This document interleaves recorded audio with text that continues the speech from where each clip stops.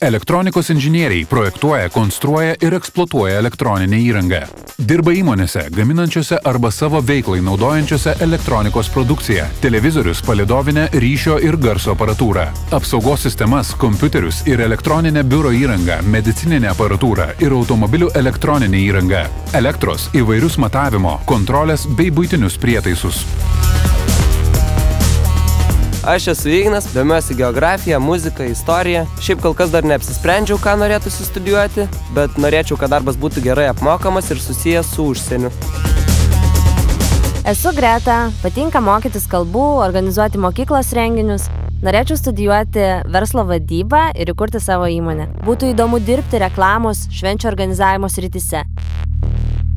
Aš esu Tautvydas, man įdomi fizika ir biologija, norėčiau dirbti aukštųjų technologijų arba inžinerijos srityse, nemėgstu rutinos, norėčiau, kad mano darbas būtų dinamiškas ir nenuobodus.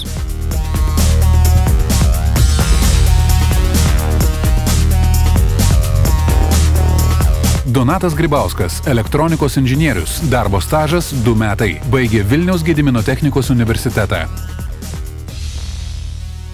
Elektronikos inžinieriai gali dirbti labai plačiai. Mūsų darbas yra apsauginės sistemos, taip pat automatika, informacinės sistemos. Tai visur, kur yra elektronika? Taip, visur, kur yra elektronika.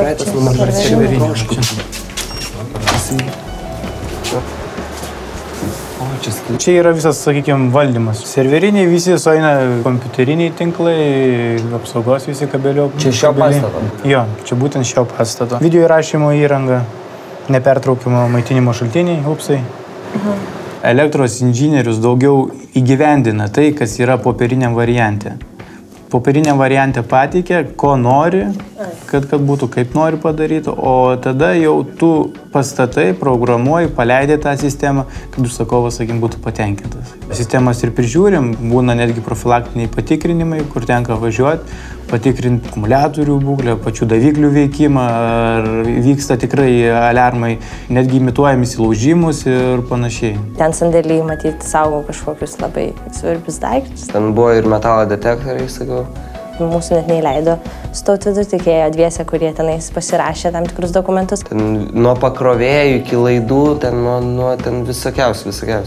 Reikia domėtis jau, sakykime, nuo mokyklos fiziką, būtinai, ir informatiką. Čia 2 pagrindiniai dalykai. Po mokyklos norėjau stoti informatiką, kadangi nepavyko ten įstoti, rinkaus artimiausiai informatikai, nors galvoju, kad nebus jinai tiek artima, tai automatiką aš stojau.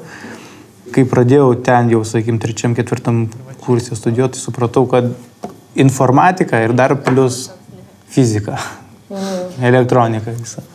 Na ir dabar pabandysim, čia yra testuojamas biometrinis skaitytuvas, kuris piršto pagalba, kad nereikėtų naudoti kortelės, duris atidaro. Naują vartotoją galima įvedinėti nuotoliniu būdu.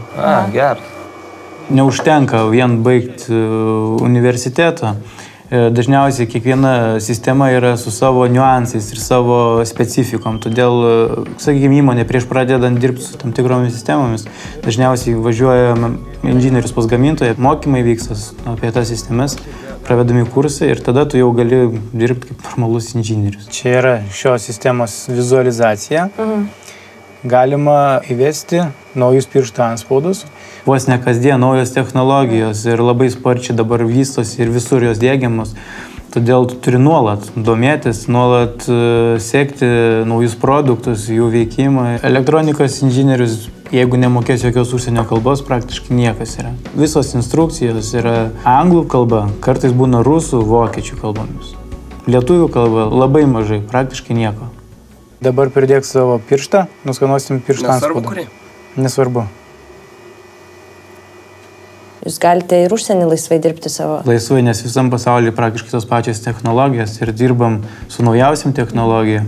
Ir netgi inžinieriai važiuoja į Angliją, dabar dirba, paleidinėja sistemas turim objektų ir Anglijoje. O ar Lietuva neatsilieka nuo to europinio naujovių visų? Sakykime, labai sparčiai vejasi ir man atrodo dabar jau lygis panašus kaip ir, nes naujausi produktai ir pas mus yra taip pat. Ar dažnai nutrenkia elektra šitam darbė netyčia? Yra tekę ne vieną kartą gauti elektros. Profesija nėra pavojinga. Šiaip srovės yra mažos, įtampa maža, 12 voltų arba 24 dažniausiai pasitaikant įtampą, bet tenka ir 20 gal. Čia yra ir realiai įdiegta apsauginė ir vaizdo stebėjimo sistema. Jums galima ne tik važinėti po objektus, bet ir sėdėti ofise ir projektuoti, ruošti pasiūlymus. Inžinieriai ekspertai būna, kurie jau tiesiog daugiau analizuoja sistemas naujas ir padeda tiems patiems inžinieriams. Elektronikos inžinieriaus specialybė labai perspektyvi ir apimanti labai plačią sritį. Vis daugėja elektronikos elementų visame pasaulyje ir visur dabar jau ir namie ir manau, darbo bus visada. Sužavėjo ta profesija tuo, kad visose gyvenimo srityse ją galime pritaikyti. Aš įsivaizduoju, koks yra džiaugsmas, kai tu padarai. Tu padarai ir veikia viskas. Ir žmonės patenkinti, kad tu apsaugai jų kažkokią teritoriją su savo sukurtų objektų. Tu jauti labai didelę atsakomybę. Pavyzdžiui, jeigu aš montuočiau ten tą kažkokią sistemą, tai man būtų morališkai labai sunku, labai didelis stresas, jeigu, tarkim, apiplėštų banką, kurį aš apsaugojau. Man tik labai keista, kad gal jis čia tik sakė, man atrodo. Kad pats sukuria, bet negali apeiti. Vat aš to ir nesupratau. Nes aš kaip suvokiu, tai jeigu tu sukuri, tai tu ir žinai tą vis tiek kelią. Jeigu kada nors pinigų pritrūks. Ar sugedo televizorius, ar sugedo durų skambutis, ar mašinos elektronika sugedo visur. Jeigu žmona turi vyrą elektronikos inžinierių, jis viską pataisys. Man čia kažkaip patiko viskas. Viskas kabina, taip įdomu, nes su tais pirštų antspaudais buvo irgi įdomu, tenai tai šitoj operaciniai. Tam reikia turėti pašaukimą nuo jaunystės ir tuomet tiesiog turėti tą norą gilinti žinias ir kaupti praktiką, nes su praktika ateina visos kompetencijos.